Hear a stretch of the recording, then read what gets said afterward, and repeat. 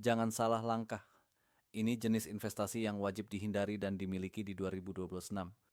Pernah nggak sih lo ngerasa kayak lagi lari di tempat, gaji kayaknya naik, tapi kok tabungan nggak nambah-nambah? Lo lihat timeline media sosial, isinya temen-temen lo yang udah mulai DP rumah, beli mobil, atau sekadar liburan tanpa pusing mikirin duit. Lo jadi mikir, gue salah di mana ya? Gimana caranya biar di tahun 2030 nanti hidup gue bisa lebih tenang secara finansial? Kalau lo ngerasain itu lo nggak sendirian. Kita sekarang udah mau masuk tahun 2026 dan ini bukan lagi waktunya buat santai-santai. Anggap aja 2026 ini adalah tahun penentuan, tahun persiapan terakhir sebelum kita lari sprint menuju 2030. Di video ini kita bakal melakukan reality check yang brutal. Kita akan bedah kenapa investasi di tahun 2026 itu jadi bekal wajib, bukan lagi pilihan.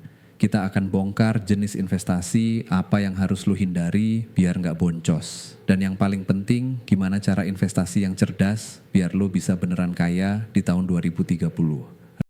Realita pahit 2026. Kenapa cuma nabung aja nggak cukup?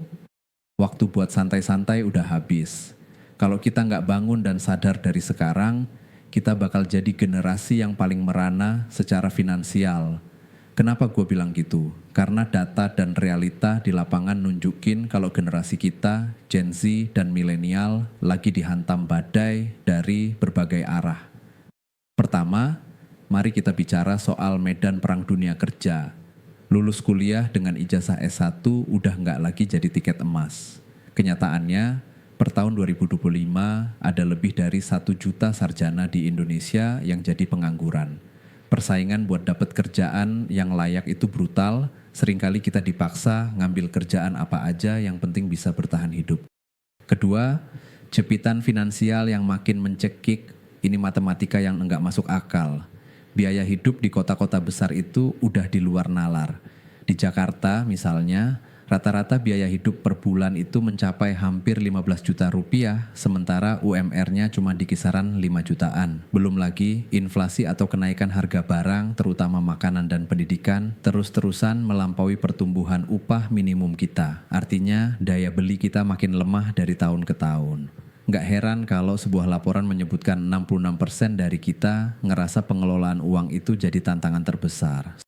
Semua tekanan ini akhirnya bikin kita jadi generasi yang paling cemas. Banyak dari kita yang terjebak dalam siklus hidup dari gaji ke gaji, tanpa bisa mikirin tabungan atau investasi jangka panjang.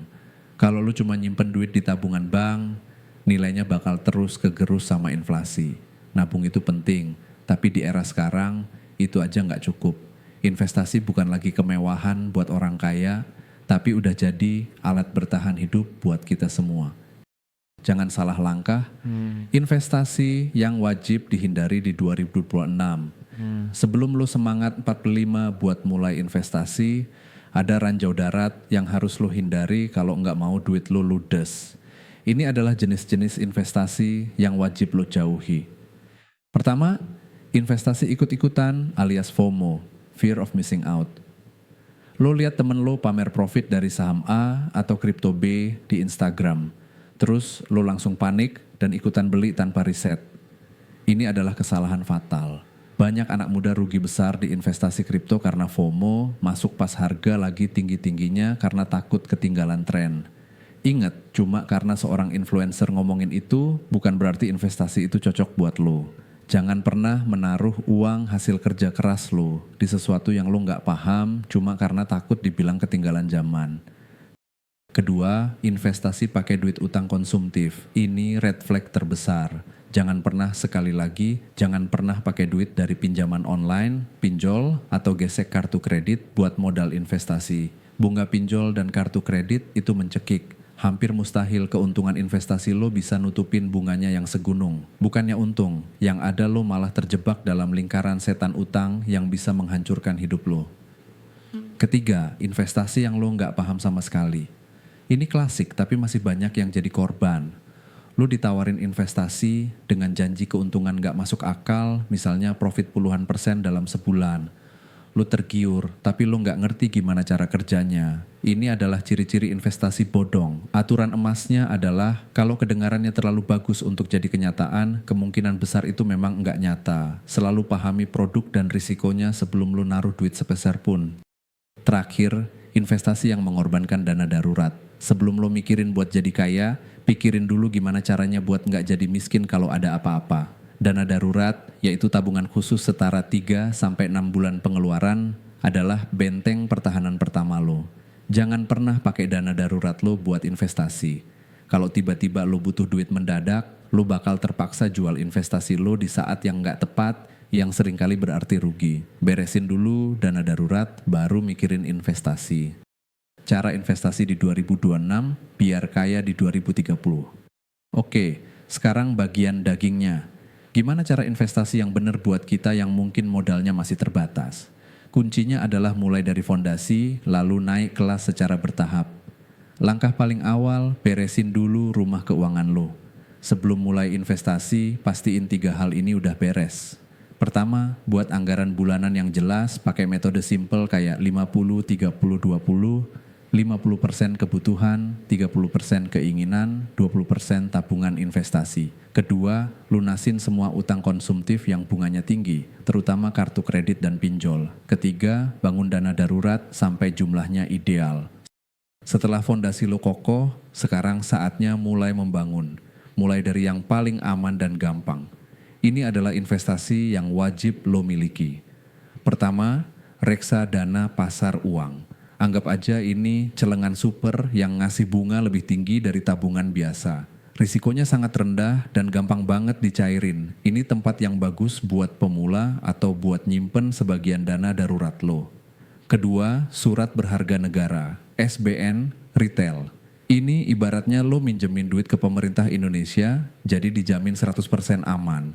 Imbal hasilnya lumayan, seringkali di atas inflasi, dan pajaknya lebih rendah. Ini cocok banget buat tujuan jangka menengah, misalnya ngumpulin DP rumah atau dana pendidikan.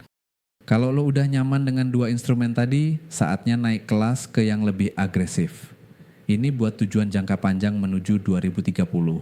Lo bisa coba reksadana saham atau reksadana indeks. Ini artinya lo beli paket saham dari banyak perusahaan besar di Indonesia. Risikonya lebih tinggi, tapi potensi keuntungannya juga jauh lebih besar dalam jangka panjang. Kuncinya adalah disiplin dengan strategi dollar cost averaging, yaitu nabung rutin setiap bulan, nggak peduli pasarnya lagi naik atau turun. Dan terakhir, ada satu investasi yang sering dilupakan tapi justru paling penting, investasi leher ke atas. Di tengah dunia kerja yang digempur AI dan penuh ketidakpastian, investasi terbaik adalah investasi pada diri lo sendiri. Gunakan sebagian uang dan waktu lo buat upskilling dan reskilling. Pelajari keterampilan baru yang relevan, terutama skill digital dan soft skills. Investasi ini akan meningkatkan nilai jual lo di pasar kerja, yang artinya potensi penghasilan lo juga akan meningkat. Dan penghasilan yang lebih besar adalah bahan bakar terbaik buat semua investasi lo yang lain. Pada akhirnya, kaya di tahun 2030 itu bukan soal nemu satu investasi ajaib. Ini soal membangun kebiasaan finansial yang sehat mulai dari sekarang di tahun 2026. Mulai dari yang kecil tapi konsisten. Terima kasih sudah nonton video ini sampai habis. Gue Jidat, sampai jumpa di video berikutnya.